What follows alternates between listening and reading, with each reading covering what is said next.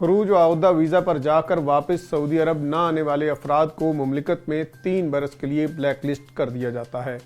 वो इस मुद्दत के दौरान वर्क वीज़ा पर सऊदी अरब नहीं आ सकते, ताहम हज और उम्रा वीज़ा की इजाज़त होती है। मज़कूरा कैटेगरी में शामिल अफराद अगर मुकर्ररा मुद्दत के दौरान आना चाहें तो वो अपने साबिक कफ़ील के वीज़े पर ही आ सकते हैं, बसूरत दीगर 3 बरस मुकम्मल होने के बाद दूसरे वर्क वीज़े पर आने की इजाज़त होती है। जवाज़ात के मुताबिक खरूज व आउदा यानी एग्जिट री एंट्री वीज़े पर जाकर वापस न आने की वजह से वीज़ा ज़ाया होता है, जिसके सबब आजिर या कफ़ील को उसके मुकाबिल दूसरा वीज़ा निकालने में दुश्वारी का सामना करना पड़ता है।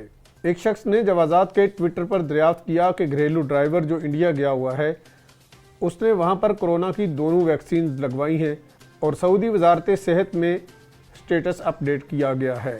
इस सूरत में वो बराह रास्त मुमलिकत आ सकता है।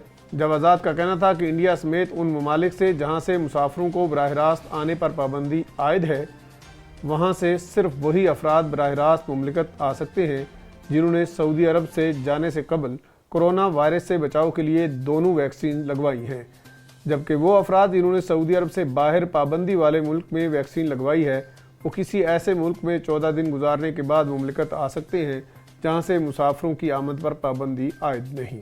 वाज़ेह रहे कि सऊदी अरब में कोरोना वायरस से बचाव के लिए मुफ्त वैक्सीन लगाने का सिलसिला जारी है। वजारत सेहत की जानिब से वैक्सीन की तीसरी खुराक देने की मंजूरी भी दी जा चुकी है। वजारत सेहत के मुताबिक जिन्होंने कोरोना वैक्सीन की दोनों खुराकें 6 माह कबल लगवाई थी, उन्हें तीसरी बूस्टर डोज लगवाने के लिए भी कहा जा रहा है।